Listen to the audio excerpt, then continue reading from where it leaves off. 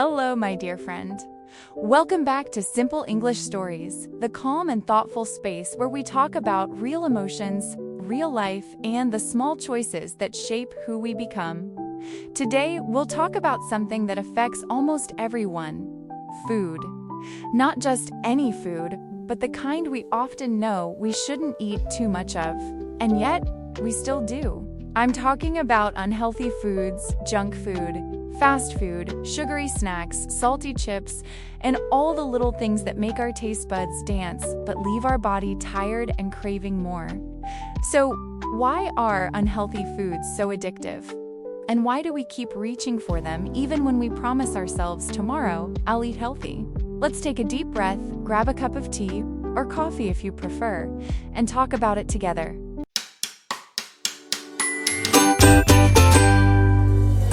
You've probably heard the saying, "You are what you eat." It's an old phrase, but a powerful one. At first, it sounds simple. If you eat healthy food, you'll be healthy. If you eat junk food, well, not so much. But there's more to it than that. What we eat doesn't just build our body, it shapes our mood, our thoughts, and even the way we see ourselves. Have you ever noticed that when you eat fresh fruit, vegetables, or a warm homemade meal, your body feels lighter, your mind clearer, and your mood calmer? And when you eat too much fast food or sugary snacks, you might feel full for a while, but soon after, tired, foggy, or even a little guilty. That's the hidden meaning behind you are what you eat. It's not just about the food on your plate, it's about the energy you bring into your life. Now, let's be honest, unhealthy foods, junk food, fried food, sweet desserts, they taste amazing. The smell of hot fries, the crunch of chips, the sweetness of chocolate melting in your mouth. It's pure happiness, isn't it? That's why people say junk food is delicious, because it is. These foods are designed to make us love them. They are created in a way that hits all the right spots in our brain. Sweet, salty, fatty, crispy, satisfying. Scientists say that when we eat these foods, our brain releases a chemical called dopamine. It's the same chemical that makes us feel pleasure, joy, and excitement. So every bite feels like a small reward, and our brain remembers that feeling. That's why, even when we're not hungry, we might still crave chips, ice cream, or pizza. Our body doesn't need it, our brain wants it. But here's something interesting. It's not just about taste. Unhealthy foods often give us something emotional: comfort. Think about it. When do you usually crave junk food the most? They don't. Maybe after a long, stressful day. Maybe when you're watching movies at night. Or when you're feeling lonely, tired, or sad. That's not a coincidence. Our brain connects food with feelings. It's when we're kids, maybe we were given candy when we did something good, or ice cream when we felt sad. Slowly, our mind learns that sweetness equals happiness, and that habit follows us into adulthood. So when we feel down, stressed, or heartbroken, we look for something that gives us that instant comfort, something soft, warm, or sweet. Food becomes not just fuel, but emotional medicine. It's funny, isn't it? We know it's not good for us. We know too much sugar, too much fried food can hurt our health. Yet, sometimes, that knowledge doesn't stop us. It's like there's a small voice in our head that says, just this once. But just once often turns into a habit. That's what makes unhealthy foods so addictive. Not just their flavor, but the memories, emotions, and comfort they give us.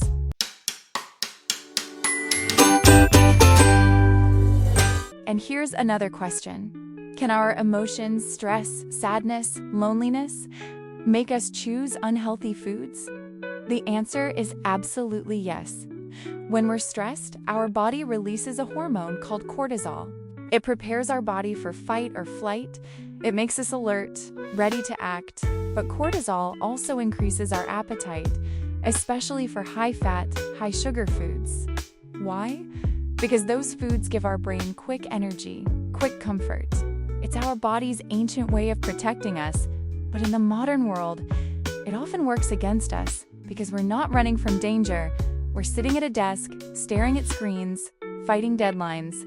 and food becomes our quick escape. So, yes, our feelings have a strong power over what we eat, and that's why being kind to ourselves, emotionally, is just as important as eating healthy.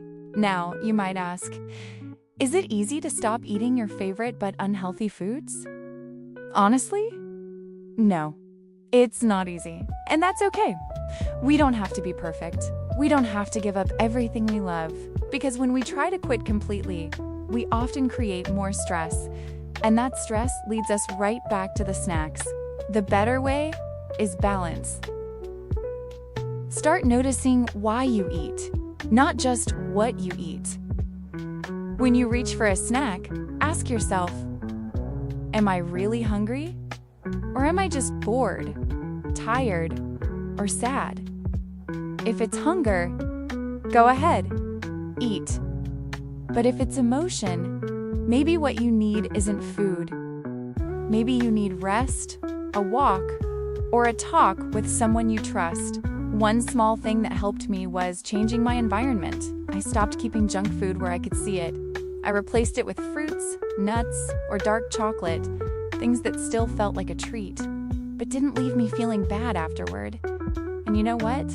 Over time, my cravings became weaker. Not because I had more willpower, but because I learned to listen to my body more gently. We don't need to fight ourselves, or we just need to understand ourselves. So, are there ways to enjoy tasty foods without always choosing unhealthy ones? Absolutely. Healthy food doesn't have to be boring. You can roast vegetables with herbs, make smoothies that taste like dessert, or bake sweet potatoes with a bit of honey. You can still eat pizza, just make it with whole grain dough and fresh toppings. The point isn't to give up flavor, it's to find new kinds of joy in what you eat. And when you do eat something unhealthy, enjoy it. Truly enjoy it. Don't feel guilty. Eat slowly, taste every bite, and remind yourself, food is not the enemy. Because the truth is, we can't build a healthy relationship with food through guilt. We can only build it through awareness and kindness.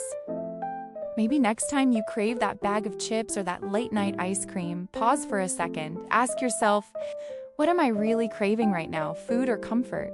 Sometimes a deep breath, a few minutes of quiet, or even a message to a friend can give you the peace you were looking for. And when you do choose to eat, choose it mindfully. Because every meal, every bite is a message to yourself about how much you care for your body. Before we finish today's talk, let's remember this. You are what you eat, not just physically, but emotionally and spiritually. When you feed your body with kindness, patience, and good choices, you feed your life with the same. Unhealthy foods may always call your name, and that's okay. You don't have to hate them. You just have to understand them and understand yourself. Take it one step, one meal, one moment at a time. You're learning, you're growing, and that's something to be proud of. Thank you for spending this time with me today. If you enjoyed this episode, take a deep breath and smile. You've just given your mind something healthy, gentle thoughts, and awareness. Until next time, take care of yourself, body, and soul. And remember, real nourishment begins from within.